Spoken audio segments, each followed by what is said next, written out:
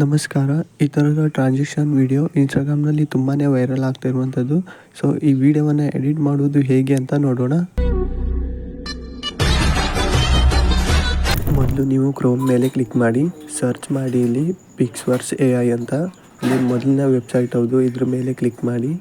So ನಿಮಗೆ ಈ ಥರದ ಇಂಟರ್ಫೇಸ್ ಬರುತ್ತೆ. ಮೇಲ್ಗಡೆ ಲಾಗಿನ್ ಆಪ್ಷನ್ ಇದೆ, ಅದ್ರ ಮೇಲೆ ಕ್ಲಿಕ್ ಮಾಡಿ ಲಾಗಿನ್ ಮಾಡ್ಕೊಳ್ಳಿ. ಮೊದಲು 90 ಕ್ರೆಡಿಟ್ ಸಿಗುತ್ತೆ ನಿಮಗೆ. ಸೊ ಒಂದೊಂದು ವೀಡಿಯೋಗೆ 30 ಕ್ರೆಡಿಟ್ಸ್ ಮೈನಸ್ ಆಗುತ್ತೆ.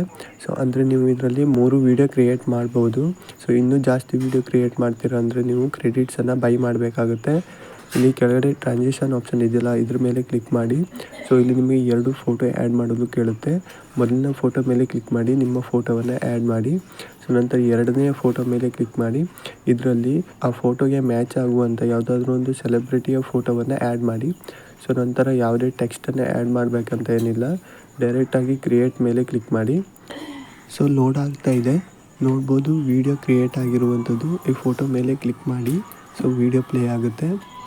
ಸೊ ಇಲ್ಲಿ ಏನಾಗಿದೆ ಅಂದರೆ, ಸೊ ಈ ಫೋಟೋ ಫೋಟೋಗೆ ಸರಿಯಾಗಿ ಮ್ಯಾಚ್ ಆಗ್ತಾ ಇಲ್ಲ ನೋಡ್ಬೋದು. ಸೊ ಹಾಗಾಗಿ ನಾನು ಇನ್ನೊಂದು ವೀಡಿಯೋವನ್ನು ಕ್ರಿಯೇಟ್ ಮಾಡಿ ತೋರಿಸ್ತೇನೆ.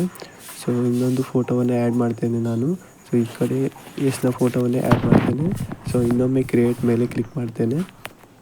ಸೊ ನೋಡ್ಬೋದು ಲೋಡ್ ಆಗ್ತಾ ಇದೆ. ಸೊ ವಿಡಿಯೋ ಕ್ರಿಯೇಟ್ ಆಗಿದೆ. ಫೋಟೋ ಮೇಲೆ ಕ್ಲಿಕ್ ಮಾಡಿ. ಸೊ ನೋಡ್ಬೋದು ಇದು ಸ್ವಲ್ಪ ಮ್ಯಾಚ್ ಆಗ್ತಾಯಿದೆ ಫೋಟೋಗೆ ಈ ಫೋಟೋ. ಸೊ ಇದನ್ನು ಡೌನ್ಲೋಡ್ ಮಾಡೋದಿದ್ರೆ ಡೌನ್ಲೋಡ್ ಆಪ್ಷನ್ ಮೇಲೆ ಕ್ಲಿಕ್ ಮಾಡಿ. ಸೊ ವಾಟ್ಸಪ್ ಶೋ ಆಗುತ್ತೆ.